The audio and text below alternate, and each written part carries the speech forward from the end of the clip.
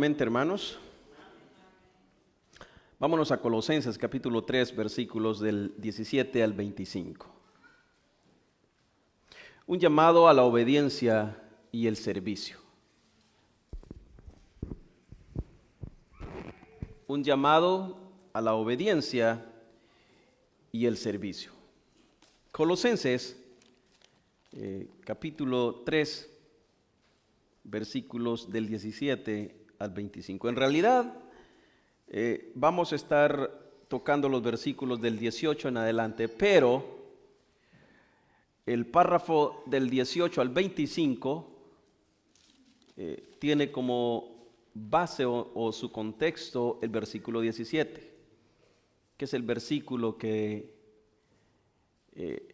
debemos mirar antes de leer estos versículos. Y por esa razón yo quiero dejar el versículo 17 de último. Así es que vamos a empezar a leer de los versículos 18 en adelante. Dice la palabra de Dios. ¿Lo tenemos todos, iglesia? Todos juntos, digamos.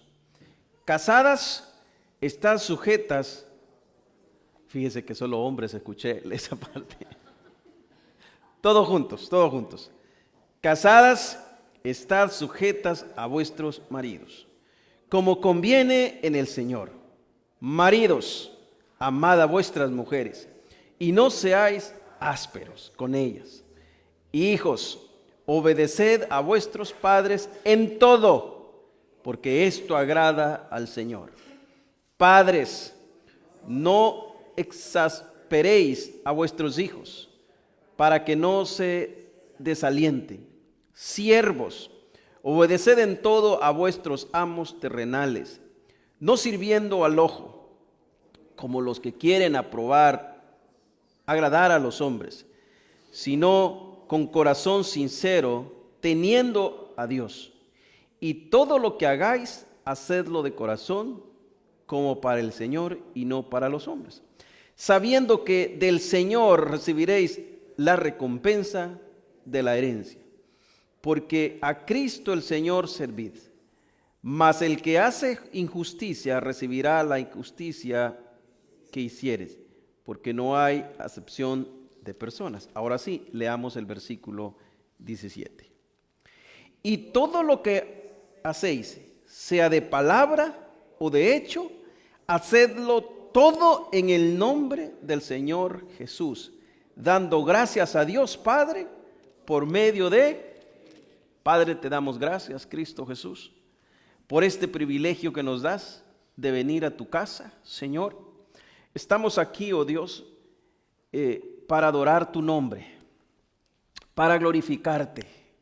Queremos que hoy nos hables a través de tu palabra. Señor, somos esos instrumentos a los cuales tú hablas a través de ella. Padre, te hemos cantado, hemos elevado esas alabanzas al cielo. Hoy queremos que usted nos hable al corazón. Estamos para escucharte.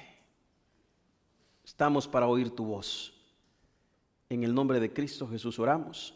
Amén y amén. ¿Pueden tomar sus asientos, iglesias?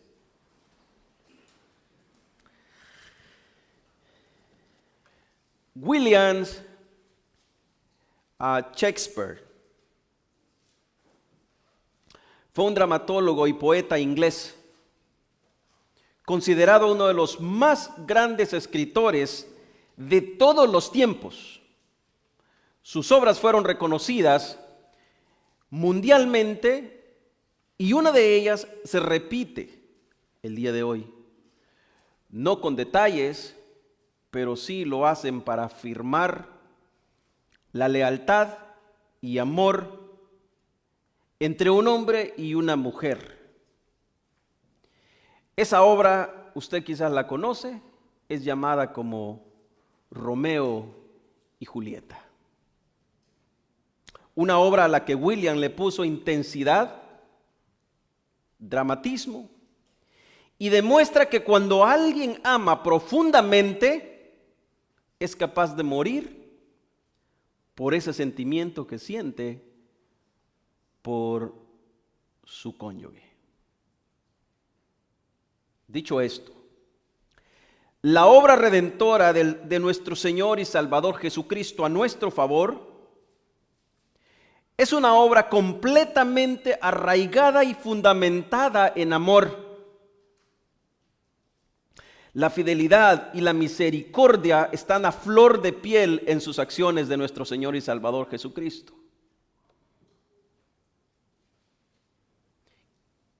Cristo, quien es el autor de esta obra salvífica, tiene la suficiencia más extraordinaria y gloriosa, que es más que suficiente para suplir todas las necesidades de sus receptores, es decir, a sus hijos, a quienes Él aplicó su misericordia.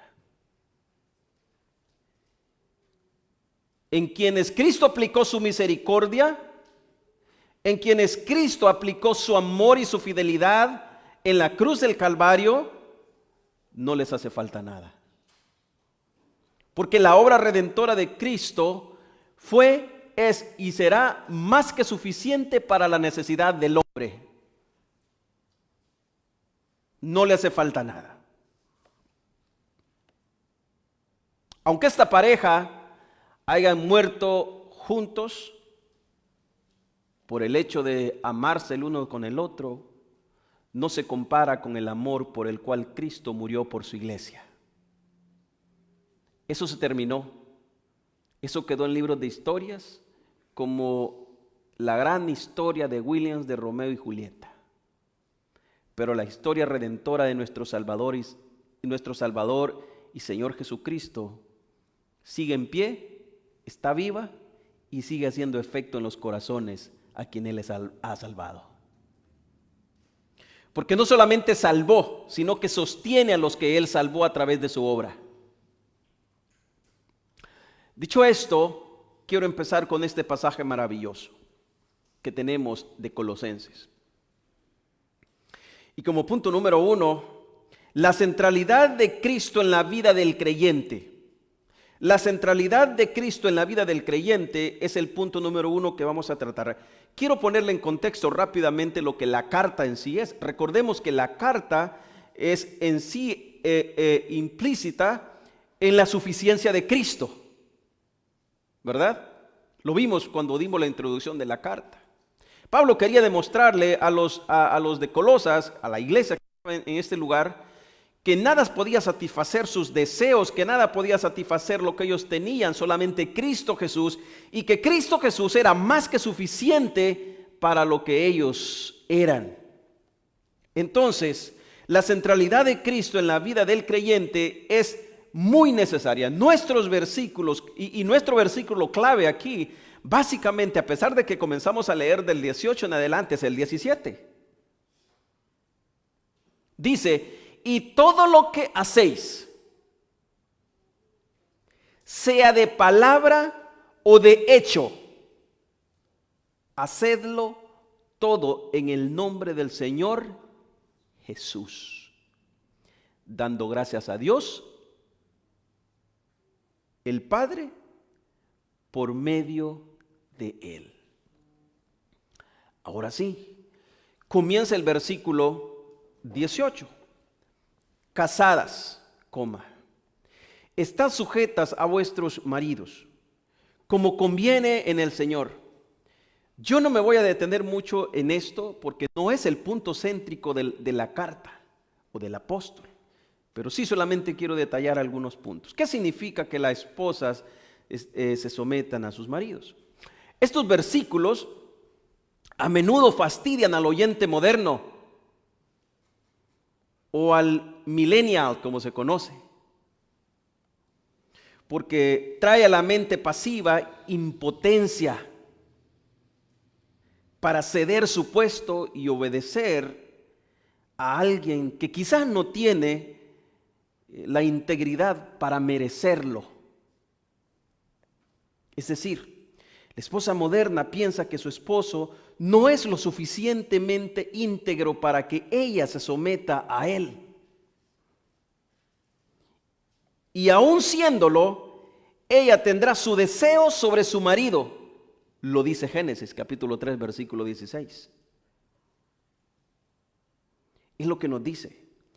A la mujer dijo, multiplicaré en gran manera los dolores en tus preñeces.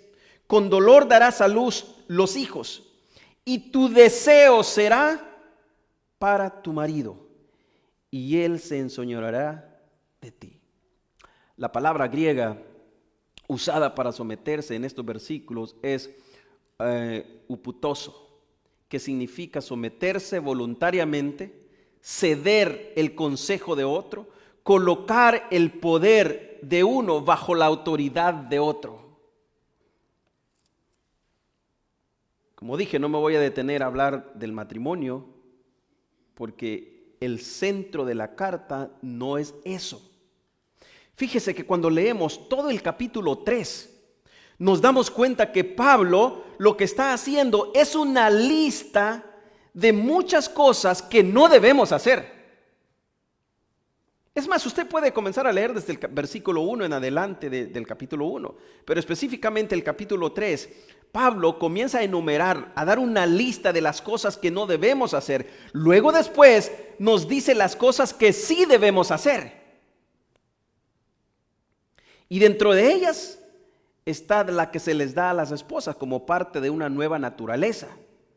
Tu deber, les dice, es someterte a tu esposo. Es decir, él no está, básicamente, Pablo no está queriendo dar un consejo matrimonial. Él está diciendo lo que debes hacer si Cristo Jesús es suficiente en ti, hacer lo que a Él le agrada. Porque al final del versículo dice, porque esto es bueno para el Señor, es agradable para el Señor. Ahora, esto no termina ahí. Porque si las esposas hasta este momento piensan que es difícil poder someterse, poder escuchar, poder obedecer a sus maridos, lo del hombre es más difícil. Lo que Pablo va a decir en el versículo 19 es más difícil todavía, porque comienza diciendo el versículo 19, maridos, amad a vuestras mujeres y no seáis áspero con ellas. Ahora, yo quiero irme a Efesios capítulo 5 versículo 25, donde se nos detalla un poquito mejor el pasaje. Mire cómo dice Efesios: maridos, amad a vuestras mujeres, así como Cristo amó a la iglesia y se entregó a sí mismo por ella. Aquí la cosa se puso dura, porque la mujer lo único que tiene que hacer es someterse a su marido y obedecerle. Pero al esposo le está diciendo: maridos, amen a sus mujeres, así como Cristo amó a la iglesia. Espérese un momento aquí. Y ahora me voy a detener en este versículo, haciendo una pregunta. ¿Cómo amó Cristo a su iglesia? Cristo amó a su iglesia de tal manera que murió por su iglesia. Cristo amó a su iglesia de tal manera que sufrió por su iglesia. Puso su vida por la iglesia. Y dice el versículo al final, y se entregó a sí mismo por ella. ¿Lo merecía la iglesia? No, pero él amó. Aquí viene la parte difícil para los esposos. Tu esposa merezca sí o no, tu deber y mi deber es amarla. Ahí se nos complica. Porque el mayor error que nosotros cometemos como hombres o como humanidad es que hacemos bien a quien bien nos hace. Le sonreímos a quienes nos sonríen, a quienes nos dan una palmada en la espalda. Pero dice Pablo en su carta: amen a sus mujeres como Cristo amó a la iglesia. Y ojo a esto, que la iglesia detestaba a Cristo. No deseaba a Cristo, porque dice Romanos que todos éramos pecadores, a unas se hicieron inútiles. No hay quien entienda, no hay quien haga lo bueno, no hay ni siquiera uno. Esto representa a la iglesia y representa a la esposa. Entonces, está diciendo Pablo, así deben amar ustedes a sus esposas. Lo que Pablo está diciendo aquí es esto: maridos, amen a sus esposas tanto que si es posible morir por ellas cuando de protegerlas se trate, así como Cristo murió por su iglesia para amarla, para salvarla y para traerla a Él, háganlo. Háganlo, protéjanlas. Deberán hacerlo. Los esposos debemos amar y sacrificarnos tanto por las esposas que la esposa pueda permanecer como la iglesia pura, porque es la iglesia de Cristo. Es decir, él debe asegurarse de que nunca la ponga en una posición en la que ella tenga que arriesgar su integridad.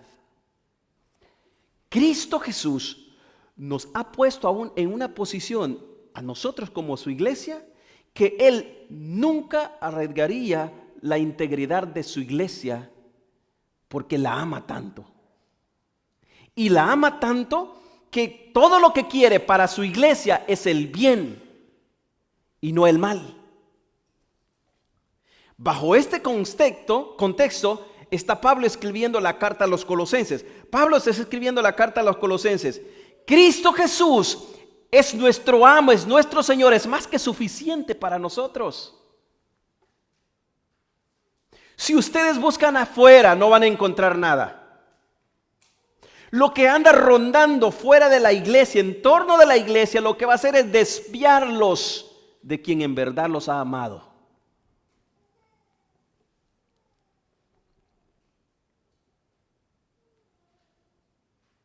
Esa debe ser la forma en que nosotros amamos a nuestras esposas como Cristo amó a su iglesia.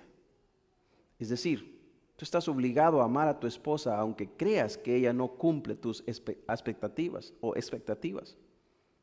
Porque de hecho es el cuadro perfecto que nos pinta las Sagradas Escrituras de la iglesia con Jesús. ¿Qué de bueno teníamos nosotros para que Jesús haya muerto en la cruz por nosotros? ¿Qué de bueno? Si dice la Biblia que de lo más vil y menospreciado del mundo nos escogió Él para avergonzar a los sabios. Nadie daba un centavo por nosotros, pero Él nos amó. ¿Teníamos algo bueno o algo que le llamó la atención? No. Ese es el cuadro. Cristo, igual la iglesia, los amó. Esposa, igual respeto, obediencia a su esposo. Y esposo debe amar y proteger como Cristo amó a la iglesia y se entregó por ella. Iglesia. Esta es la mente del apóstol Pablo.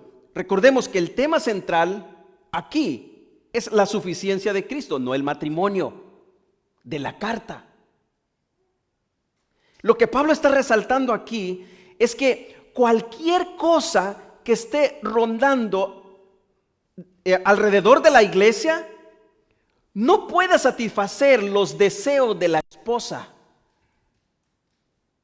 que tiene un esposo que es más que suficiente para amarla, para respetarla, para guardarla, para protegerla y un día llevarla para estar con Él en las bodas, en el reino de los cielos. Es decir, Pablo quiere que las esposas reconozcan a Cristo como el suficiente en todo, obedeciendo a sus esposos, y que los esposos obedezcan, reconozcan la suficiencia de Cristo, amando a sus esposas como Cristo amó a la iglesia. ¿Cómo logramos esto, iglesia? ¿Cómo podemos lograr amar a Cristo en obediencia? Bueno, y este es el segundo punto que vamos a tratar.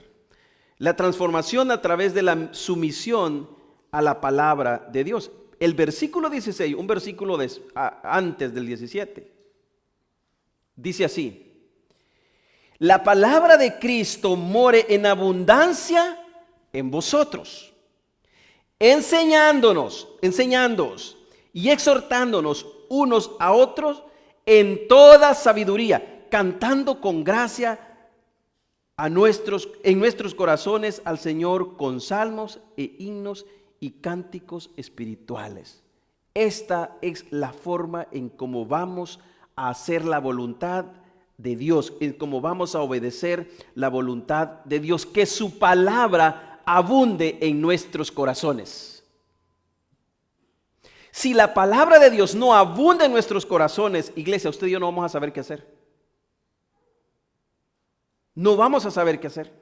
Pero si la palabra de Dios abunda en vosotros, dice, entonces nos enseñaremos los unos con los otros, nos exhortaremos los unos con los otros, pero sobre todas las cosas en sabiduría, dice el versículo.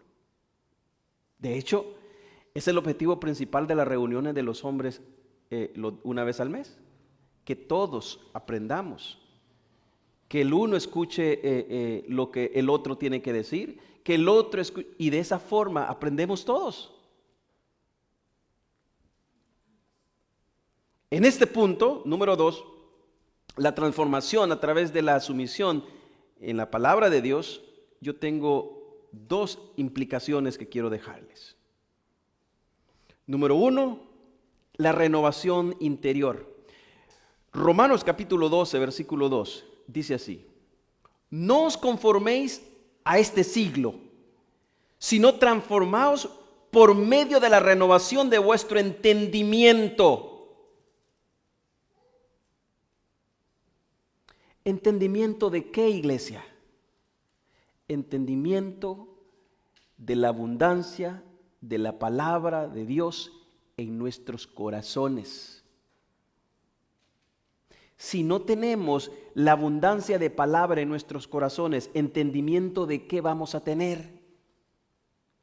Es necesario que la palabra de Dios abunde. Mire, no lo tengo aquí, pero el salmista decía: lámpara es a mis pies tu palabra y lumbrera a mi camino. No podemos caminar vacíos de la palabra de Dios. Tenemos que estar, iglesia, rebosando de la palabra de Dios. Dice Romanos 12:2: no os conforméis a este siglo, sino transformaos por medio de la renovación de vuestro entendimiento, para que comprobéis, mire lo que dice el versículo, para que comprobéis cuál sea la voluntad de Dios. Entonces, Pablo nos está diciendo en Romanos que de la única forma que vamos a comprobar cuál es la voluntad de Dios es cuando tenemos abundancia de su palabra en nuestros corazones. De la única forma.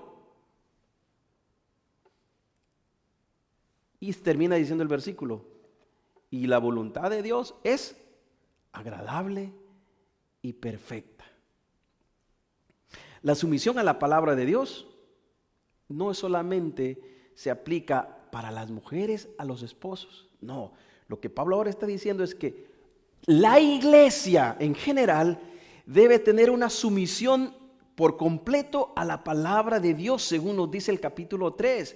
Implica, iglesia, un proceso de renovación interior, donde los creyentes buscamos alinear nuestros pensamientos, nuestras actitudes y comportamiento con los principios y enseñanzas que tenemos plasmados en este sagrado libro.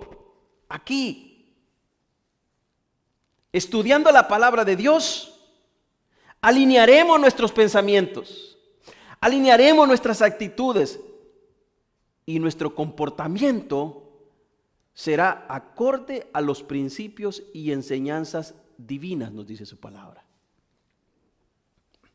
Esto cambia completamente la forma de pensar y cómo tratamos a nuestros semejantes. Y Pablo, en este caso, no deja fuera el matrimonio. Él quiso meterlo. Implicación número 2: vida en armonía y paz. Otra implicación es que esta transformación, a través de la sumisión a la palabra de Dios, promueve una vida de armonía y de paz. que es específicamente lo que Cristo vino a hacer, iglesia. Cristo Jesús vino a la tierra, vino al mundo, caminó entre los hombres pecadores para promover y para hacer que el hombre tenga paz para con Dios. De hecho, lo que Jesús hizo en la cruz del Calvario cuando dijo consumado es, fue básicamente eso. Cristo Jesús acentuó un hecho que dijo consumado es. Es decir, el hombre ahora tiene paz para con Dios por medio de la obra redentora que él había hecho en la cruz del Calvario. Promueve una vida de armonía y paz. Colosenses nos llama a una vida de bondad, compasión, humildad y el perdón. ¿Qué es lo que Cristo hizo? Cristo Jesús tuvo bondad para con su pueblo, tuvo compasión para con su pueblo y sobre todas las cosas se presentó humildemente a su pueblo. De hecho, el pueblo de Israel no lo esperaba. El pueblo de Israel, inclusive cuando Jesús camina, y de ese lugar va a salir algo bueno, decían. ¿Qué de bueno va a salir de ahí? ¿Por qué? Porque Jesús vino, porque de hecho Israel esperaba a un rey que viniera, hermanos, empompado y se sentara en el trono y comenzara a gobernar. Pero el Rey de Reyes y Señor de Señores vino humildemente, nació en un pesebre, creció en una familia humilde y sobre todas las cosas lo mostró, lo vivió para mostrar el verdadero perdón que ahora usted y yo disfrutamos. Esto contribuye a las relaciones saludables, tanto como las familias, como lo que hoy tenemos aquí, una comunidad de fe. Este pasaje de Romanos hace hincapié en no conformarnos con el mundo, a no acoplarnos con el mundo y no transformarnos al mundo, sino que transformarnos a la palabra de Dios a través de la renovación del entendimiento de la palabra de Dios, que es lo que nos dice el versículo. Punto número 3. La obediencia en la vida cotidiana. Aquí comienza del versículo 18 en adelante, o mejor dicho, del versículo 20. Habiendo dicho esto del versículo 16, 17, 18 y 19, yo quiero ahora leer el versículo 20, porque Pablo sigue completando lo que el núcleo familiar debe hacer en obediencia a Cristo Jesús. El versículo 19, el versículo 20 dice ahora: hijos, obedeced a vuestros padres en todo, porque esto agrada al Señor. El hombre siempre pondrá condicionantes. Los padres siempre pondrán condicionantes. Los hijos siempre pondrán condicionantes. Cristo Jesús nos amó sin condición alguna. Ahora, dicho esto, ahora Él demanda que en obediencia y en agradecimiento por lo que Él ha hecho sin condiciones, ahora nosotros obedezcamos a nuestros padres, amemos a nuestras esposas como Él lo hizo. Mire qué bonito esto. Cristo Jesús amó a la iglesia de tal manera que se entregó a sí mismo en la cruz del Calvario, muriendo por una iglesia que no le merecía, muriendo por una iglesia que no le respetaba, que no le amaba, y Él lo hace. Los protege, no solamente nos protege, nos compra y nos hace su pueblo, sino que también nos da el mayor ejemplo como hijo. Jesús, iglesia, obedeció en todo al Padre. Padre, si es posible, pasa de mí esta copa. Es un deseo que tiene el hijo, ¿verdad? Es un deseo que tiene él porque sabe lo difícil que va a ser que su padre derrame la copa de su ira sobre su cuerpo. Padre, si es posible, pasa de mí, pero que no sea conforme yo quiero, sino conforme tu voluntad. Hijos, los que somos hijos, tenemos el ejemplo perfecto de Cristo Jesús. Cristo Jesús obedeció a su Padre en todo. De hecho, cada vez que se enfrentaba con los principales, él decía, miren, es que yo no hablo de mí mismo, yo hablo lo que mi Padre me da que hable. Lo que mi Padre me ha puesto, eso es lo que yo voy a decir. Es más, dice, yo no vine por mí mismo, yo vine porque mi Padre me envió. Es lo que dice el versículo famoso de Juan 3:16, ¿verdad? Porque de tal manera amó, ¿quién, iglesia? Cristo, Dios, a su iglesia. O sea, Dios fue quien puso a su Hijo. Dios fue quien entregó a su Hijo. No fueron los romanos quienes lo mataron, fueron Dios quien lo puso para que se ejecutara.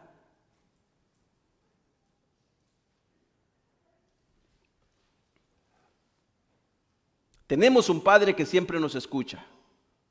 Tenemos un Padre que siempre va a estar disponible para escucharnos 24/7. Pero este Padre que está dispuesto a escucharnos 24/7, en cierto momento abandonó a su Hijo, que clamaba desde lo más profundo de su corazón, Padre, Padre, ¿por qué me has abandonado? Hijos, Cristo Jesús experimentó el abandono que tú y yo deberíamos experimentar.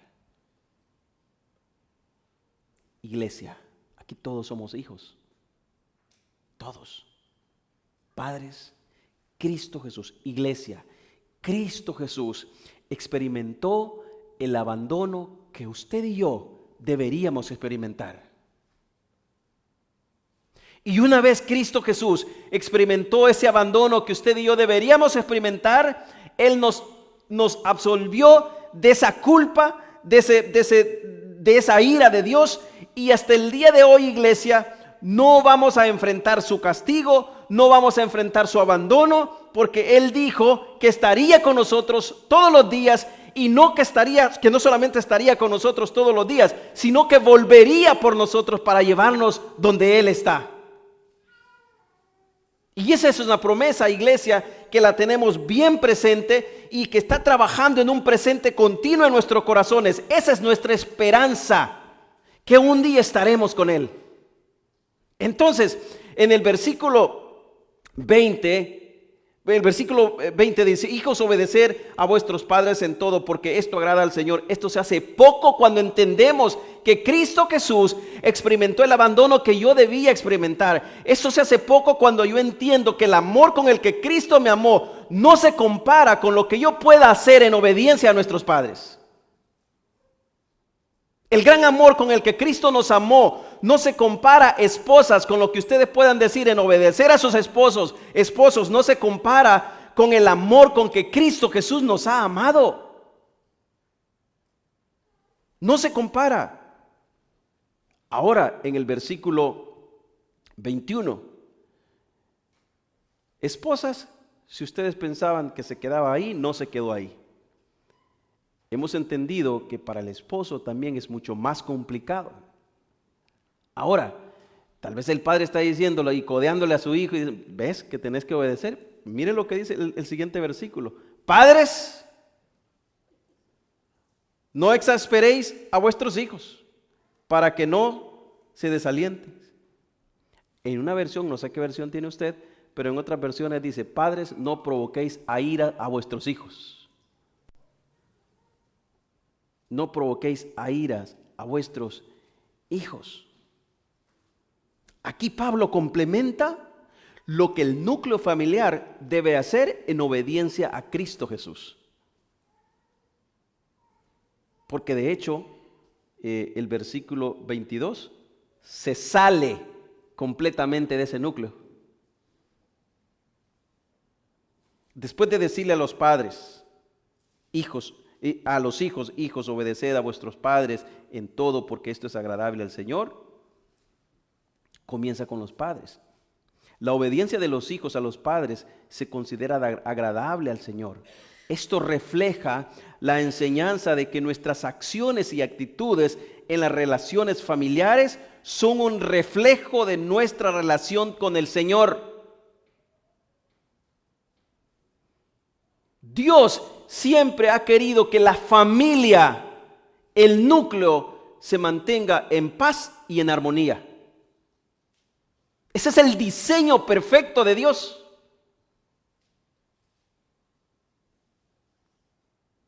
De hecho, lo primero que Dios creó fue la familia. Y de la familia fomentó la iglesia.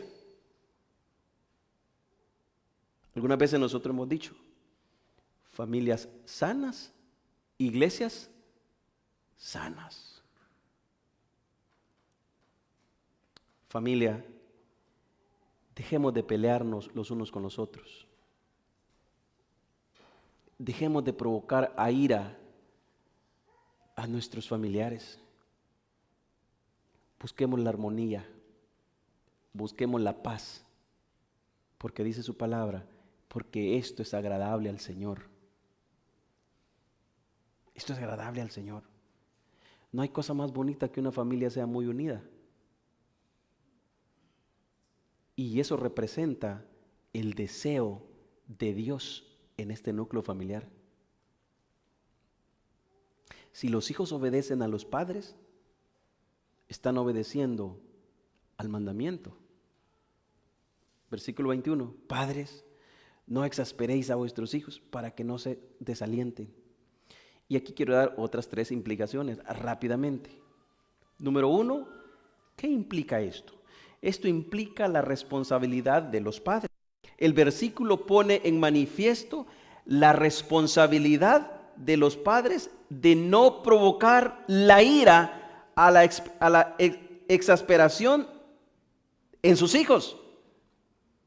Eso implica que los padres debemos tratar a nuestros hijos, número 1, con amor, con respeto y sobre todas las cosas con cuidado. Vuelvo al punto céntrico de la carta. Pablo está tratando de decir que Cristo Jesús es todo lo que la iglesia necesita, ¿verdad? Dios, quien nos ha amado a través de Cristo Jesús, es nuestro Padre. ¿Cómo nos trata nuestro Padre? ¿Cómo nos trata nuestro Padre? ¿Sabe cómo nos trata nuestro Padre? Con un tal gran amor. Su amor es tan grande que no escatimó a su propio Hijo. Su amor es tan glorioso que no escatimó a Cristo Jesús y lo puso en la cruz para castigarlo. Por amor a ti, iglesia, por amor a mí. Por eso es que al final Pablo termina diciendo, la recompensa de todo esto es que vivamos dándole gracias al Señor en todo, cantando himnos, cantando salmos, dándole gracias, exhortándonos los unos con los otros. Porque tenemos a un gran Padre que nos ha amado, iglesia, más de lo que nos podamos imaginar. Usted por un momento, yo quiero que por un momento imagínese el gran amor que tiene el Padre para con nosotros. Eso que usted se imagina, hermanos, no es ni la mínima parte del amor que Dios ha demostrado por su iglesia. Porque nuestra mente es tan finita que no podemos medir el amor de Dios por lo que Él ha hecho. No lo podemos medir. No me puedes medir ni con todo el oro de este mundo. No me puedes medir. Entonces, implicación número 1, la responsabilidad de los padres. Básicamente decía que este versículo pone en manifiesto la responsabilidad de los padres de no provocar la ira a las asperezas de sus hijos. Y esto implica que debemos tratarlos con amor, con respeto y con cuidado. De la misma manera que Dios nuestro Padre nos trata a nosotros, nosotros tratamos también de esa misma forma a nuestros hijos. Número 2, equilibrio en la crianza. Los padres debemos equilibrar la autoridad con el amor. La autoridad con el amor y la comprensión. Este equilibrio es esencial para criar nuestros hijos saludable. ¿Cuántos de aquí nosotros nos hemos preguntado cómo es posible que Dios el Padre tenga tanta autoridad en Él mismo, como también tanto amor en Él mismo? Se lo pongo de esta forma. Dios puede estar airado en el mismo momento, como también demostrando su amor en el mismo momento, porque Él es Dios. Es más, Dios en este momento puede estar como en el huerto del Edén, como en el día final, porque Él es Dios. Dios no se mide en tiempos, Él es Dios.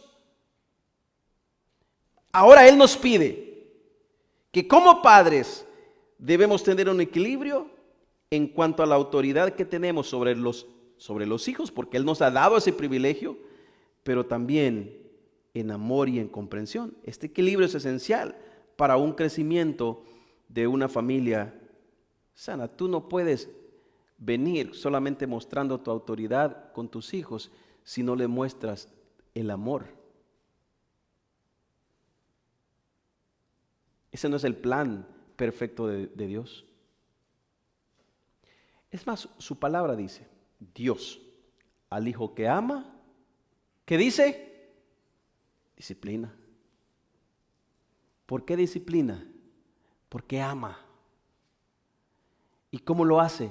En amor, habiéndonos predestinado. 3. Los padres tenemos la responsabilidad de promoción de un ambiente positivo en el núcleo familiar. Promover un ambiente positivo es esencial, porque los hijos crecen sintiendo el amor, el afecto, la corrección, sobre todas las cosas también, pero sobre todo se sienten importantes dentro de la familia.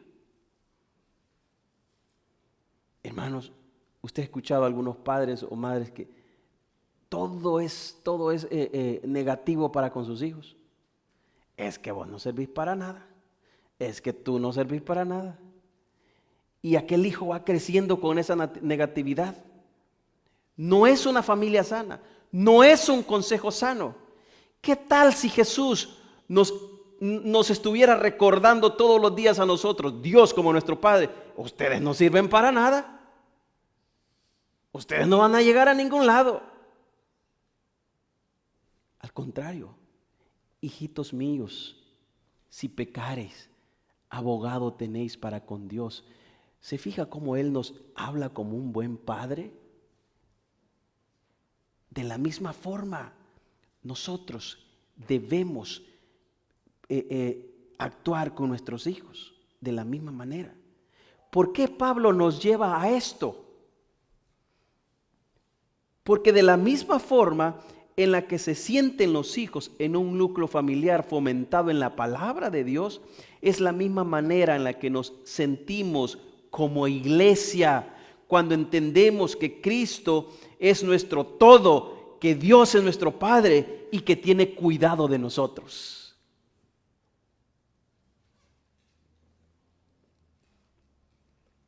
En estos versículos tratan en el contexto de la familia y el trabajo. Luego después Pablo comienza a hablarle en el versículo 22, siervos, obedeced en todo a vuestros amos terrenales, no sirviendo al ojo como los que quieren agradar a los hombres. ¿Sabe qué es lo que pasaba al entorno de la iglesia de los colosenses? Es que ellos hacían las cosas para que los miraran los demás. Entonces Pablo agarra el contexto y dice, no, sirvan, trabajen, siervos, trabajen como que le están sirviendo al Señor, no como aquellos que quieren que los vean, que quieren ver que ustedes hacen sacrificio. Háganlo conforme al Señor. Y dice el versículo 23, y todo lo que hagáis, perdón, el versículo 22, siervos, obedecer en todo a vuestros amos terrenales, no sirviendo al ojo como los que quieren agradar a los hombres, sino con corazón sincero, temiendo a Dios. Luego el 23, y todo lo que hagáis, hacedlo de corazón como para el Señor y no para los hombres, sabiendo que del Señor recibiréis la recompensa de la herencia, porque a Cristo el Señor servid.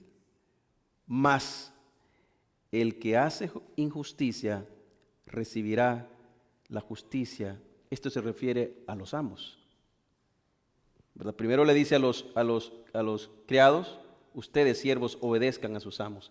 Y luego después Pablo se refiere a los amos diciendo, mas el que hace injusticia recibirá la justicia que hiciere, porque no hay acepción de persona. O sea, es decir, tanto el que trabaja como el que emplea recibirá retribución acorde a su trato con los demás. Eso es lo que Pablo nos está diciendo.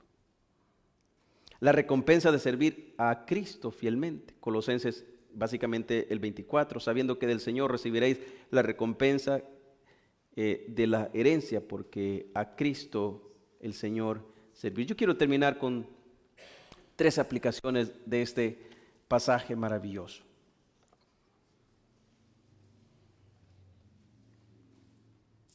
Procuremos que nuestras relaciones familiares estén siempre en armonía. Aplicación número 1. Maridos, amemos a nuestras esposas. Esposas, amen a sus esposos. En obediencia, porque esto es agradable al Señor.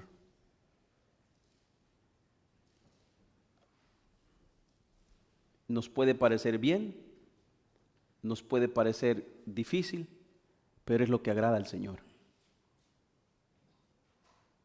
¿Sabe por qué nos parece mal muchas veces? Por nuestro propio ego. Tenemos un ego muy elevado. Hay un pastor que quizás usted escucha y lo voy a mencionar. Es Paul Washer. En cierta ocasión dijo, el problema del hombre no es que sea débil. El problema del hombre es que es demasiado fuerte. Por esa razón es que le cuesta aceptar que hay un ser superior sobre él.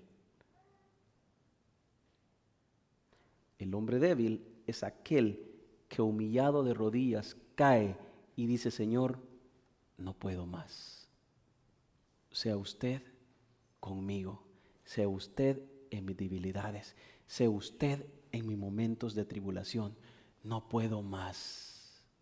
Pablo lo dijo de esta forma, cuando él había clamado por sanidad, que escuchó una voz que le dijo, bástate mi gracia, porque mi poder se perfecciona en tu debilidad. Entonces, si hacemos todas estas cosas que Pablo nos ha mandado en la aplicación número 1, entonces esta obediencia es agradable a Dios. Esposos, esposas, hijos, padres, siervos, amos, que es lo que encierra el pasaje bíblico.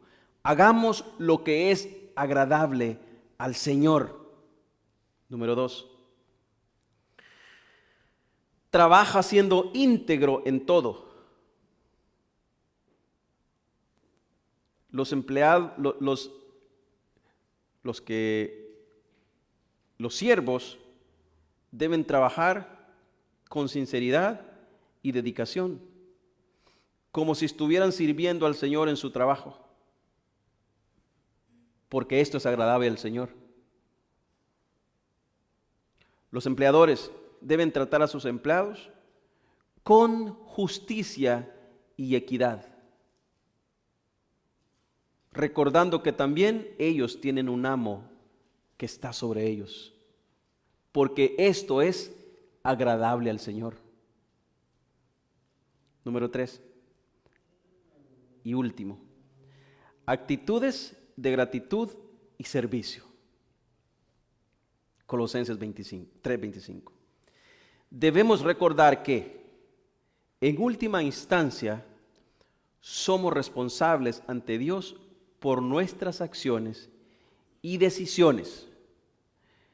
Esto nos alienta a vivir con gratitud, reconociendo que Dios es quien nos recompensará todo lo que hagamos, y a servir a los demás con amor, con diligencia, pero sobre todas las cosas con mucha paciencia, porque es lo que nos cuesta hacer.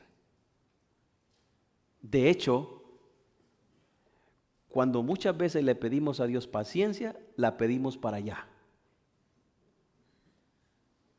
Señor, dame paciencia, pero dame paciencia ya, porque ahora es que la necesito frente a este fulano de tal.